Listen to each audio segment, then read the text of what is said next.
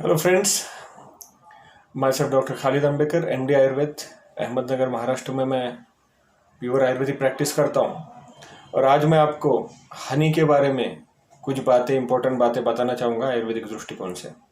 हनी की क्वालिटीज़ क्या है, हनी का इस्तेमाल यूज़ ये कौन सी बीमारियों में करना चाहिए, और हनी का इस्तेमाल किन कंडीशंस में, किन डिसीजेस में नहीं करना चाहिए। सबसे पहले हम क्वालिटीज़ देखेंगे।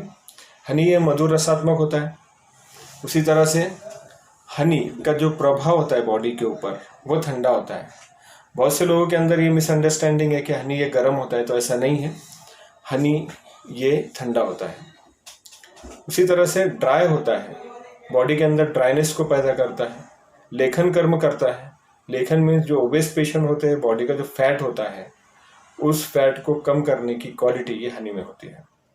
अब किन कंडीशंस में, कौन सी बीमारियों में हनी का इस्तेमाल करना चाहिए वो मैं बताता हूँ कि रिस्पायरेटरी सिस्टम के मैक्सिमम डिसीजेस के अंदर हनी ये बहुत ही इफेक्टिव होता है।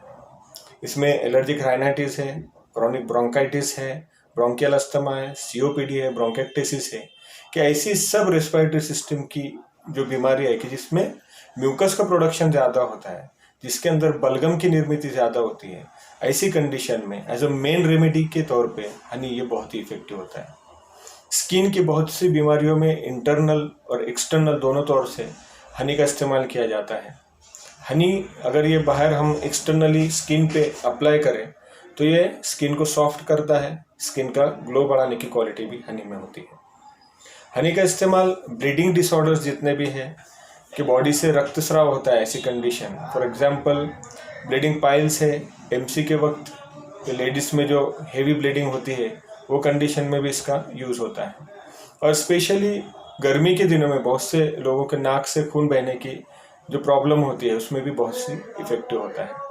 कृमि जो पेट के जो वर्म्स होते हैं उसके अंदर भी मेन रेमेडी के तौर पर इसका इस्तेमाल किया जाता है।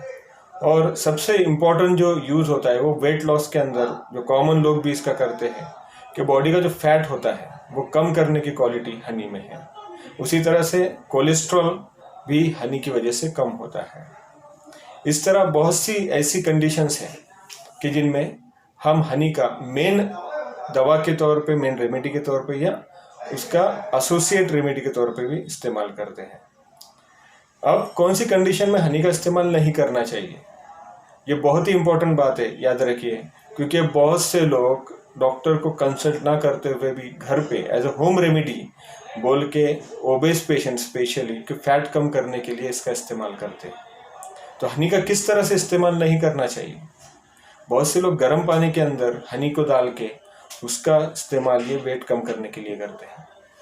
एक सबसे इम्पोर्टेंट आयुर्वेद का प्रिंसिपल आप याद रखिए कि हनी कभी भी गर्म करके, कोई भी गर्म सब्सटेंस के साथ या गर्म कंडीशन, जब अपनी बॉडी के अंदर एक्सेसिव हीट प्रोड्यूस हो चुकी है, ऐसी condition, for example immediate after exercise, ऐसी सब कंडीशन के अंदर हनी का इस्तेमाल नहीं करना चाहिए।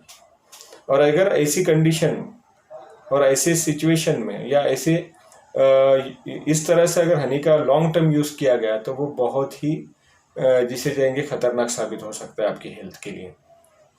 उसी तरह से जो वात प्रकृति के पेशेंट होते हैं, जो थिन पेशेंट होते हैं, ओल्ड एज है, ऐसी कंडीशन में भी डॉक्टर के कंसल्ट के बिना हनी का इस्तेमाल नहीं करना चाहिए। उस कंडीशन में हनी ये आपके हेल्थ के लिए खतरनाक साबित हो सकता है। सबसे बेस्ट, जब आप एज ए रेमेडी बोल के एक दवा की तौर पे अगर हनी का इस्तेमाल करना चाह रहे हैं तो सबसे पहले आप कोई भी क्वालिफाइड रजिस्टर्स जो आयुर्वेदिक फिजिशियन हैं, आयुर्वेदिक डॉक्टर हैं, उनकी सलाह लेकर अगर आप उसका यूज़ करें तो बहुत ही अच्छा होगा। ये वीडियो आपको कैसा लगा ये कमेंट बॉक्स में लिखें। उसी तरह से मेरे चैनल को लाइक कीजिए, शेयर कीजिए और सब्सक्राइब कीजिए।